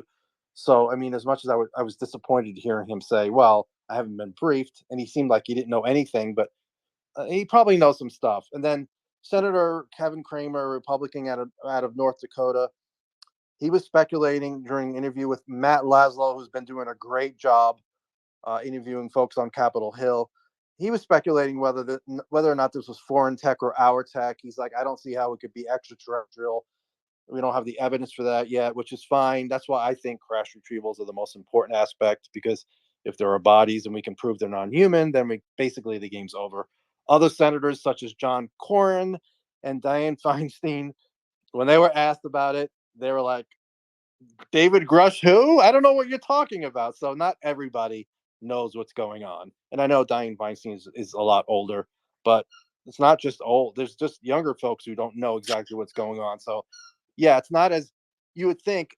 They all realize what's going on. They all know about this. They're going to get the truth out because they know it's going to change the world. Well, not all of them even know about it. So it's going to No, take time. that's like, I mean, I don't know about all the other political topics happening at this very instant either. So, But this is the you most know, important topic in the world, Nicole. to our community, it is like, Well, that's and true. It's to that's everybody, important. though. Like, and that's one of the facets of ufology. There's our community bubble. There's all the facets within it, and then there's the outside world and the gray area in between. So, you know, Yeah. that's why we need Tom DeLongs and Ancient Aliens and what other super famous people. That's part of the pattern. When celebrities come forward and start, being activists with ufology, then we have a real social movement. I agree. I don't think we're there yet. It's like we would love to force their hand, and I just don't think we're that large yet as a group. We will get there. We will definitely get there. It's just going to take a little bit more time. thankfully, When Congress is being advised by the right people, and they're going in the right direction. when comedians start doing skits on ufology and it hits mainstream, like that says a lot. So Like if Jerry Seinfeld starts going, "Who are the aliens? Where are they coming from?" I don't think Seinfeld is really who is the target celebrity. No, I don't think he's going to be doing any alien jokes, but who the hell knows? Marco, you're up next. Unmute yourself. Marco Davey, going once. Marco, going twice. No, Marco. He might have stepped away. I'm trying. No, I'm here, but I'm just trying to figure out how There to you go. actually unmute myself. There you go. How you Hi, doing? Marco. Yeah.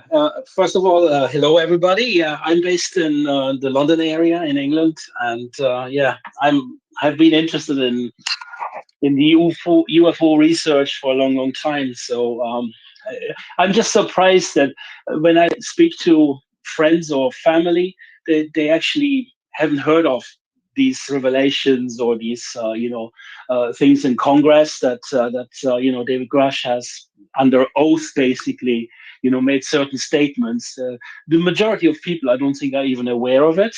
And I think that's a shame because the mainstream media have not really publicized that information broadly. So obviously, if you're interested in it and you're following certain people on Twitter, then you know about it. But in general, I think the majority of people have no idea. No, I agree. And I think that's why it's exciting. Like I talked about at the beginning of our spaces here, even 2 or 3 years ago, the influx of sightings and reports and interest. And now we've seen more podcasts and shows. And there is a blast radius to ufology and our activism happening. So I think it takes every single one of us. Joe, you're really good at interacting with people when you're out in the world, that you'll bring up ufology and ask them if they've heard these topics. Like I'm not that good. I have a smaller friend circle that knows I'm sort of in this, and I bounce ideas or thoughts off of them and see how they respond. But I took an Uber the other day, and I said to the driver, I was going to tweet about this, and then I forgot. I recorded some of it just for my own notes, and I said, "Did you hear about the hearings about crash retrievals?" And he's like, "Yeah, I actually did hear of it. I watched some of it." And he's like, "I think it's BS. I mean, why would they come here? And a UFO is unknown. How do you know it's alien?" And so we talked about it, and I explained some things to him, and he's still skeptical, but at least he had heard about it. And I remember I went to pick up pizza three weeks ago, and the guy's like, "What's going on?" I'm like, I just listened to the hearings, the UFO hearings," and he's like, "How did David Grusch do?" I'm like, "Really? This is a stranger saying this to me." So it's getting out. So it's definitely getting out. Maybe I got lucky in those two incidents. Those people both watched it, but yeah, it's still going to take a while. Like I said, family and friends for the most part. I mean, some have reached out and said, "Hey," one guy asked, "Give me a call. I want to ask you questions." And I know friends have had their friends and family members ask. So it's happening. If the goal behind the scenes is to acclimate people slowly, then it's working because it is happening, and it is slow, but it's encouraging. For me, it's encouraging. give me a few months, I'll just come to Las Vegas and we'll start harassing people in person and Oh, asking them all I these would love, UFO questions. I would love to have somebody with me to do that on the street. We're just going up to people because they might be a little standoffish with me, but if there's a female there, they might be a little more open to it. So, and that for me is really important. I do want to know, like we're doing here, but the people we're going to talk to are going to be people who aren't interested. So it'll be a totally different reaction. How will somebody who's really not thought about it react when you say, "Yeah"? I mean, like when I spoke to the Canadian couple at my pool in the complex, and I mentioned UFOs, and the husband was like, "Yeah, I've always thought it was real. It wouldn't shock me." And then I mentioned crash retrievals and bodies, and his wife said, "Now you're scaring me." So it's like, yeah, it's a totally different reaction than our folks. that we know in this community. Well, the more we're out there and the more we discuss these topics, I think the more people outside of the community see that we're not the cliche, and that sort of exposure just further drives the needle to end this sort of cloak that all UFO people are crazy or this topic isn't worth the time. Like, Right. it does help drive the activism and engage people. Yeah, it does. It definitely does. Arrow still does not have a public facing website, no phone number. So if you're Yeah, they're still not saying anything on X either. It's just such nothing, a waste of opportunities. might just be intentional. I mean, they're just trying to hold it back as much as possible. Could Something be. Corbell. Oh yeah. So one of the questions I always get, and of course I think it too. What's the keep from these companies taking? You know, they know that they're coming for them, they're gunning for them, and Grusch says he knows the location of the craft in multiple locations.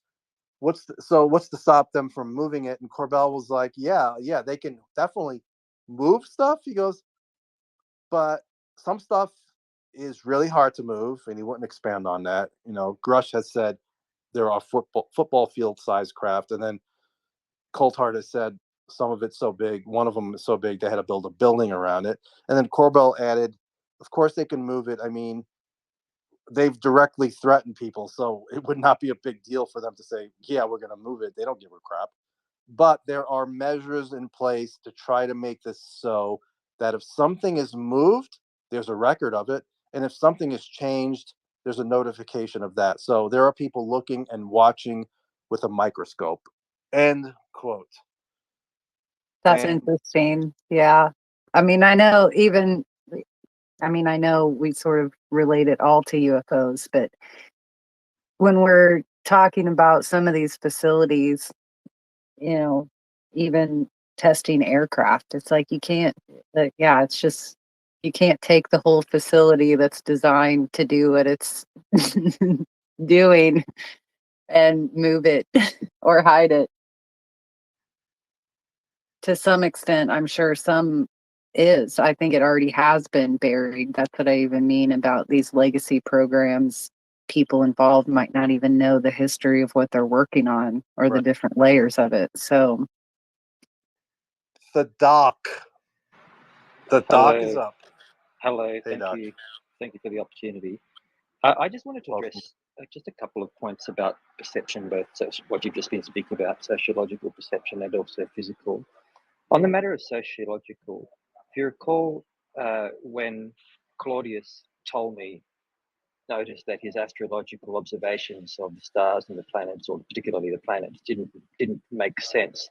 So he essentially invented these epicycles, little tiny circles that would explain the observed movements of the planets and make them fit the preconception of terracentrism, Earth being central. Essentially, invented models to fit the narrative. And of course, over time, others had the same inventions, and when they invented the telescope, it became much more obvious. And then the authorities fought back and burned people alive, like Bruno, Copernicus, and others. But at no time did any king, pope, prince, or president say, "Fellow Earthlings, I've got to tell you, we're no longer we're not the center of the solar system or the universe, and never have been." It just gradually became accepted by most, and still a few quite ignorant holdouts don't accept it. But it just and then it was taught in schools. So I don't ever think we're going to get someone at a podium, my fellow Americans, my fellow Earthlings, announcing that. So that was just one perception thing about the gradual increased levels of perception of whatever is going on. And I'm not speaking to the veracity or otherwise of any of Grusch's or anyone else's claims, just talking about this phenomena of perception. The other one is I hear people talking about, talking about whether something's off-world or not, and they go, "Oh, it could be interdimensional." This term doesn't, to me, make any sense insofar as the reason I brought up epicycles is because as I understand it, and I'm a doctor of medicine, not physics, but the quantum mechanical models that predict dimensions 5 through 10 or 11, depending on the model, these are, in a way, I'm probably simplifying it grossly, a little bit like these dimensions have to exist for our other observations to work. In a sense, not inventing, but predicting these dimensions so that everything else makes some sense. But insofar as these dimensions 5 through 11 exist, it doesn't mean that they're an alternative reality or a place that you can move to. It means that this phone that I'm holding in my hand and the boots on my feet and everything also has those dimensions, but we're not able to perceive them. So just as other biological creatures can perceive different wavelengths of light, or like spiders can see ultraviolet light, or other mammals can perceive different frequencies of sound, like bats and sonar, there may be some ability, either biological or technological, for something else to perceive different aspects of our current reality to which we are all subject. So you can't travel between dimensions. That doesn't make any sense at all. Just as we are living in a three-dimensional world, but we actually perceive the world in 2 dimensions. Our eyes are 2-dimensional sensors, and we infer the third dimensionality through variable light shading, through different reflections of sound, if we go to transduce those into an ultrasound. But if we could perceive the 3 dimensions, we would actually see inside everything. For that, we need a 4th-dimensional reference point. So we, being in a 3-dimensional reference point, can only perceive 2 dimensions. So it would have to be something else that is either able to has a 4th or greater dimensional reference point to perceive those other dimensions, and may have technology to use the analogy of Star Trek, the Klingon cloaking device, to allow those 3-dimensional aspects to be perceptible to us at their will. So if there is going to be any kind of disclosure, as it will, and if any NHI exists, I'm not saying one or the other, it's entirely in their hands.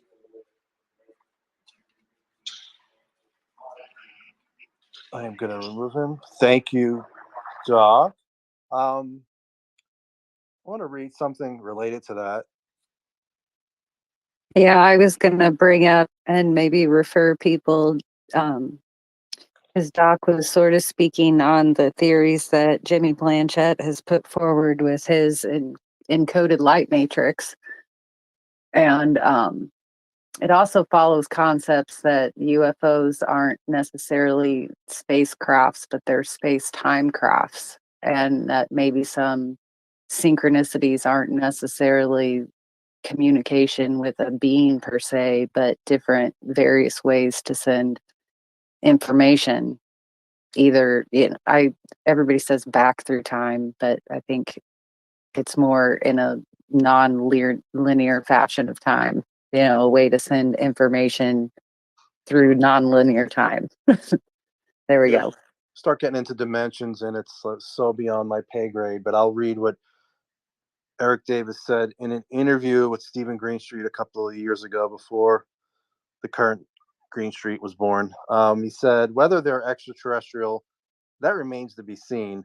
But if they're interdimensional, whether they're extraterrestrial in an interdimensional fashion or not extraterrestrial in an interdimensional fashion, is irrelevant. The fact is, if they're traveling through dimensions, they've got a home somewhere. Now, where that home is, we don't know. It may not even be on the Earth. It could be on the Earth, and they're moving through dimensions that we don't have access to technologically. So it's very possible. I mean, it's not out of the question that aliens could be hiding here in a shadow biome. Yeah, I mean, I start getting into that, and I'm not smart enough to really even describe what another dimension is.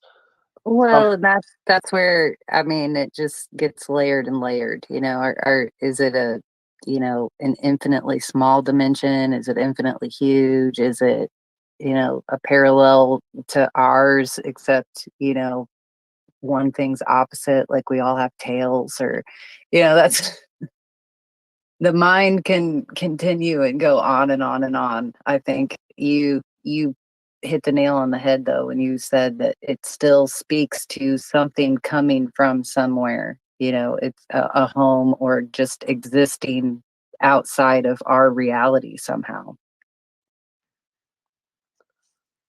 I want to go through a couple of things before the next speaker. We only have a little less than 10 minutes left.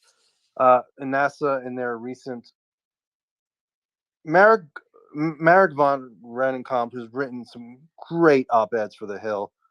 He was a former, I think, advisor for the Obama administration. Good guy. Yeah, shout out. I like following him. Yeah, it's really good. It's really good that we have him in the community. He just reported, he did an article about NASA, and he said when Sean Kirkpatrick was presenting to them, not one scientist on the 16-member NASA panel asked Kirkpatrick anything after his lecture was over, his presentation. And then during the part where Kirkpatrick spoke about the metallic orbs and how they're being picked up on multiple sensors, the chairman of the panel, David Spergel, was busy on his phone, not paying attention apparently. So it's like doesn't give me much hope for NASA. We'll see what they come up with. And the other thing is another presidential advisor was Dr. Pippa Malmgren. She was interviewed the other day. Really sharp. All the details, all the names, she nailed them. I think I retweeted it yesterday. It's not that long of it. The interview segment is like 45 minutes, I think. Really good. And she's like, years ago, I would have laughed at this. Now it's being discussed in all the circles and the people that I, encounter. So yeah, there are things changing. And Horizon 3v3 Event Horizon. Hey, You're up. Joe. How's Cookie? Cookie is sleeping and bored. That's good. Thanks for asking. Just like most America with UFOs. The other night, UFO Intros had a space that went for like 8 hours with this guy, Steve Bassett. Are you familiar with him? I love Steve. Yeah. Oh my God. It was an amazing space. And I don't know, he seems pretty certain that something's coming. Like that he thinks that it's all lined up. He said that the original disclosure president was supposed to be Hillary, and he worked with Hillary and Podesta to create a package for disclosure. But when she lost, all that work was out the window. And he feels that the Clintons are going to be very involved with disclosure because they're the ones that started pushing this when they were in office. Want some of the limelight, something to that effect. So it was very promising, and it was a very knowledgeable, long space. I think UFOs Intros, which is, I'm forgetting the gentleman's name, but he's also on here with his own account. It's on there. You can look for it, and if you have the time, Joe, you might want to listen to it. He does do a lot of repetition because there's the spaces they drop out and everything. But I mean, what are your take on that? I mean, I don't know him that well. I just know that he's a lobbyist and he's been involved in this for a long time. How much weight do you hold to something that he might say about the disclosure timeline? And that's it. I'll leave. I'll drop.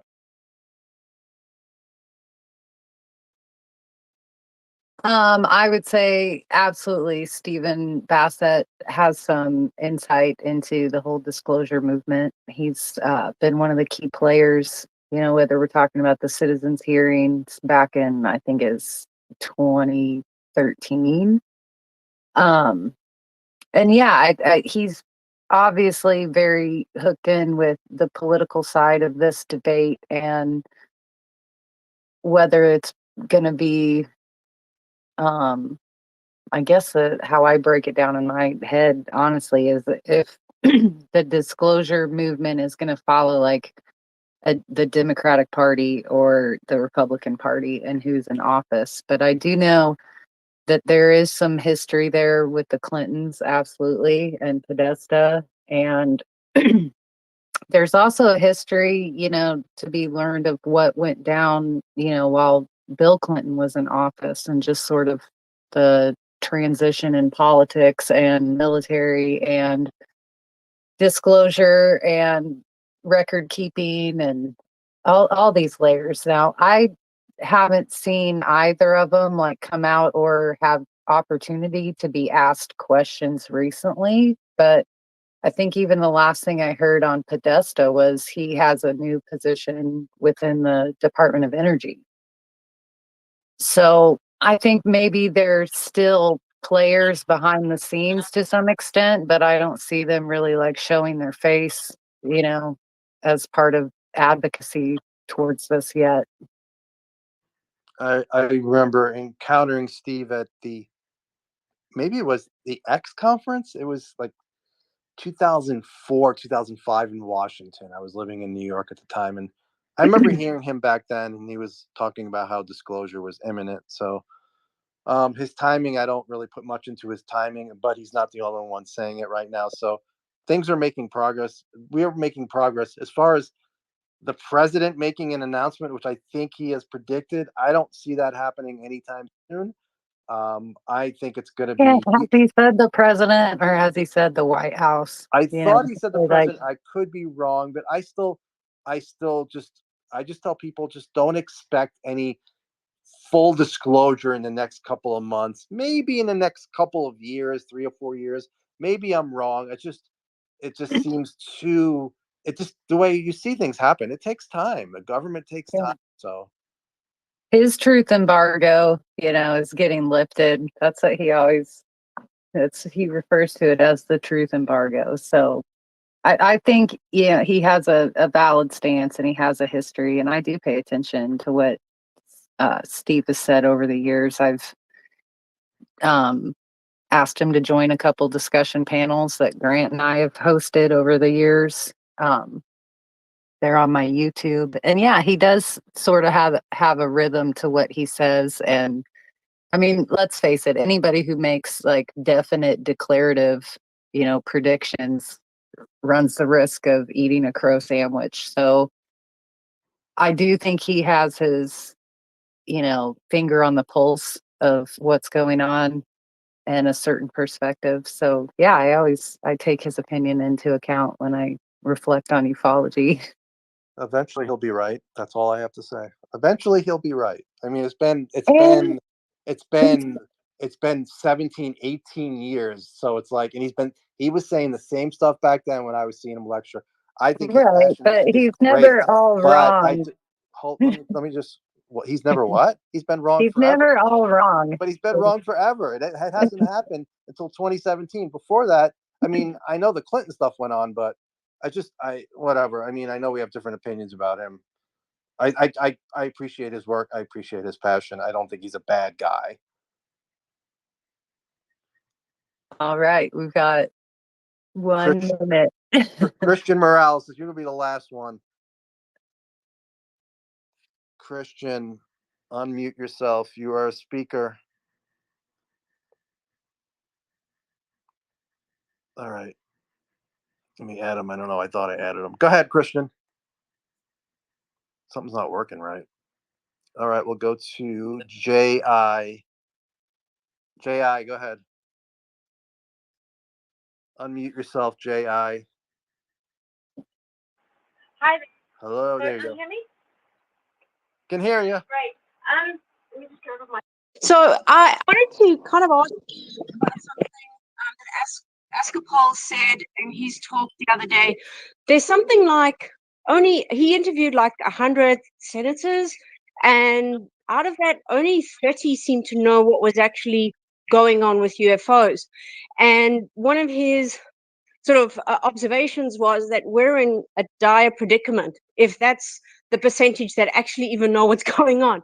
When there was this, congressional hearing that obviously has captured, international attention, certainly not American media has paid any attention to it other than News Nation and a few others.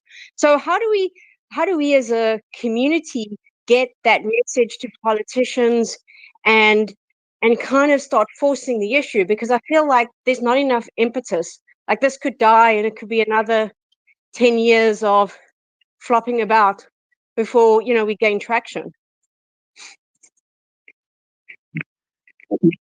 My quick answer is you have to write your representatives and senators, and not just once, but you have to, like, I try to do it monthly, and you just let them know the topics you're interested in and that it's important to you. And whether your local politician has been involved or educated on this or not, like it still lets that interest be known, that the citizenry is out there that supports this. And if enough people do, then that's when they start paying attention. I mean, that's it kind of speaks to, every politician. They have their platforms, they have their interests, When we see it during election cycles, they have their running points and how they want to get elected. But once they're in office, what they're interested in can, change vastly. And I think that, is like the squeaky wheel getting the oil. We have to be the squeaky wheel. Yeah, thank you. You're welcome. I agree. Like you said earlier, we have to get the legislation in place. And thankfully, the folks who are interested in this and open, Rubio and Gillibrand, they're relatively young. Obviously, they can be elected out anytime, but I don't think the chances. I think the chances of it just getting put back and just not, just forgotten about. I think those chances are low at this point. And as long as we just keep continuing to make progress, and it's eventually going to reach a head. I don't know when that's going to be. I mean, it's good. I keep saying it. I'm a broken record. I'm happy with what's going on right now. I know there are people who have lost patience. Usually, not always, the people who have lost patience are folks who are relatively new to this. And, we've been waiting forever. So this is amazing to us, and I'm fine with a quiet August. I remember somebody was saying, if something doesn't happen in August, what's going to happen? I'm like, that's fine if August is quiet. We have Congress coming back in September. Just give it time. They're working behind the scenes. It's like, just let it happen. I don't think the genie's not going back in the bottle, as several people have said. And I guess we'll call it a day here. I will let you go. I just want to get to some of the points, because I do want to put this on YouTube. Some of the points that I didn't get to, maybe a couple of more people. And I don't know, we'll do this again sometime soon, Nicole. Well, absolutely. Maybe again next Sunday. Yeah. That might be sort of a pattern that we can create. But yeah, I'll say goodbye to everybody for now. But I'll stay and listen to the rest of what you have to say. It'll be quick. Thanks for joining me today, Joe. And Yeah, thanks for everybody who joined us and who's listening in. Thanks for asking me to do this last night, because if you didn't, I wouldn't have done it. So you're welcome. See you later. Bye. We'll talk soon. Okay.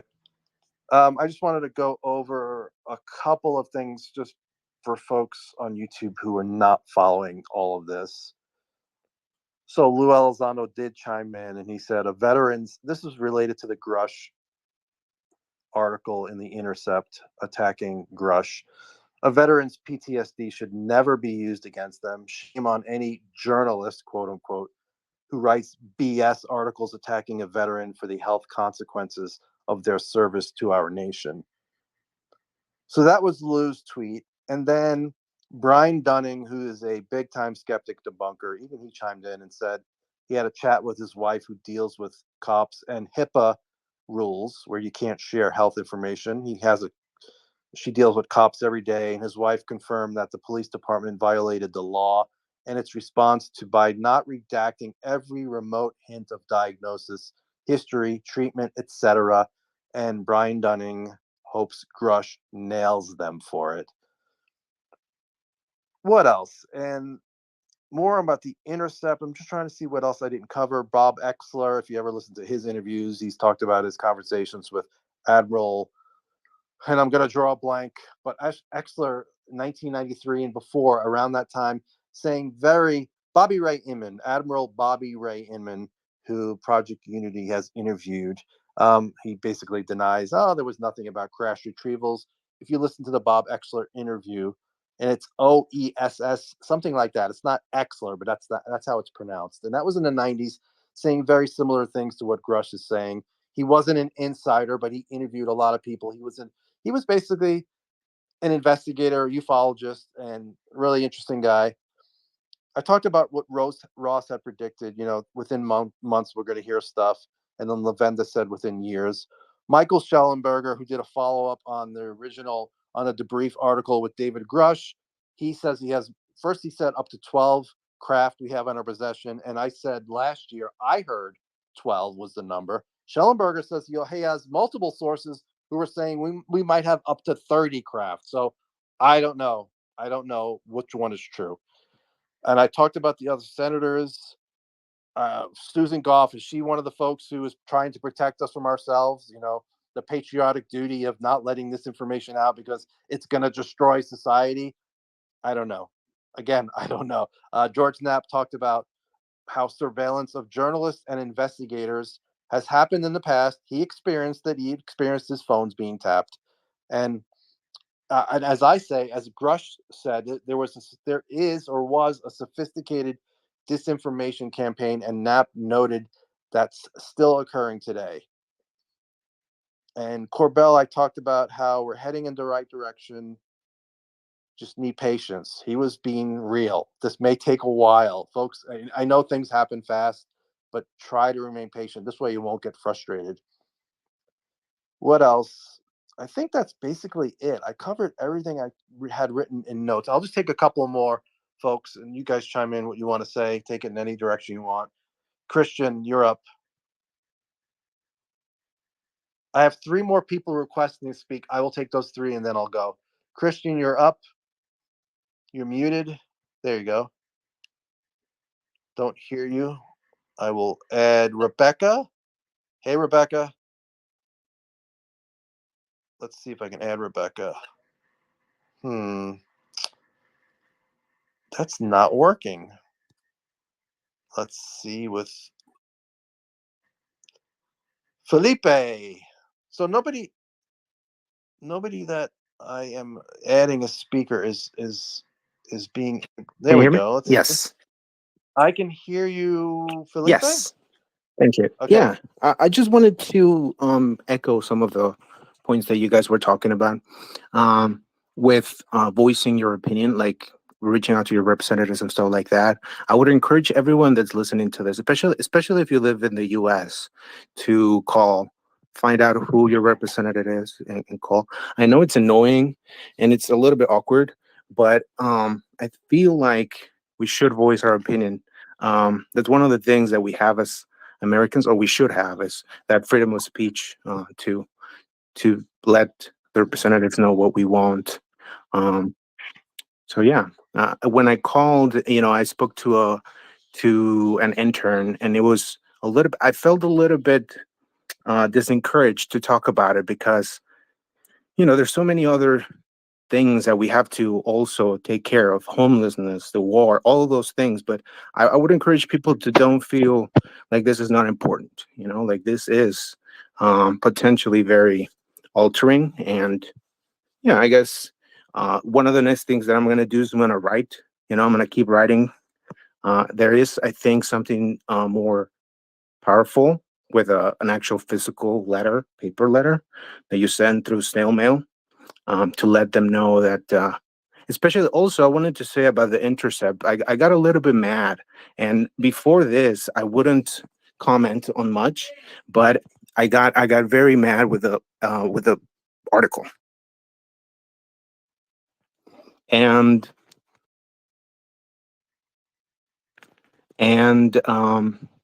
I would be just like a listener. I wouldn't post much. I would be informed the podcast and stuff like that, but I wouldn't voice my opinion. And I feel like after this whole Intercept article, I think it was one-sided, the smear job. Really, I got mad and I said, I don't think I want to stand to the side and just let this happen. I think that we should voice our opinion and don't feel disencouraged that this is not important, because it is. Thanks, Felipe. I appreciate it very much. Yeah, I call up your representative, and the first thing you should say, allegedly there are programs that Congress doesn't have oversight on. This would be illegal. Please, I want your promise you're going to look into this. And we've been told that these are non-human craft that they have in their possession. I would like that verified. You don't have to talk about aliens. You can just keep it. You can mention the Schumer legislation. I mean, those are big names on that legislation. And I'm going to add 2 more people.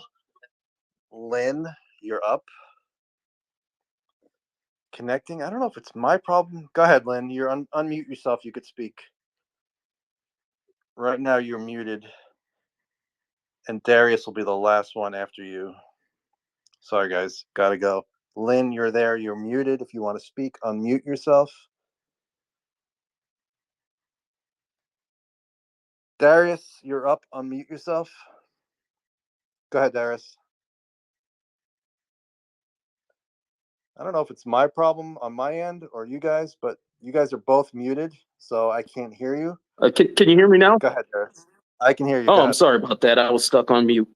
I No just problem. want to thank you for the great show. Very, very interesting. And hey, I was just wondering if you guys ever like touched on that theory of wow from Grant Cameron. It looks like the show's almost over and our co-speakers left, but I'm curious about that theory of wow concept of the reason we don't see a big grand exposure from the NHIs themselves, or because they can't, but at times when they step in, they're just trying to shock you, wow you. Can you touch on that? Yeah, Nicole touched on that a little bit. I'm going to let you go. Yeah, I don't know if that's what's going on, or are they messing with us? Are they trying to wake us up? Or they, or sometimes are they able to not be cloaked? I don't know. I think it was Frank Salisbury. And I've tweeted out this quote before where it's like they're letting us know they're there, but they're not going to let us know 100% to be proven that they're there. So folks know about it, folks who are interested, but for the most part, they'll remain hidden from the masses. Why that's the case, I don't know. Are they really thinking like us and intentionally showing up to get us to react with the wow and realize that there's so much more to reality than we realize? Maybe. I mean, it's hard to think like them considering we don't know what they are. I'm going to take one more. Michael Patilla. Michael, what's up? Go ahead, Michael. Unmute yourself. You're the last person. No problem. Have done and are doing. You're welcome. Speaking about contacting, I live in UFO Central. I live in New Mexico.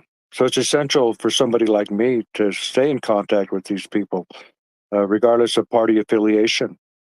And when I reach out to them, they answer back. They either call me back or email me. Yeah. And you got to be diligent, everybody. If you're an American and you watch these hearings and one of your representatives is on the committee that the hearing is being held with and they don't show, then you got to hammer them and ask them why.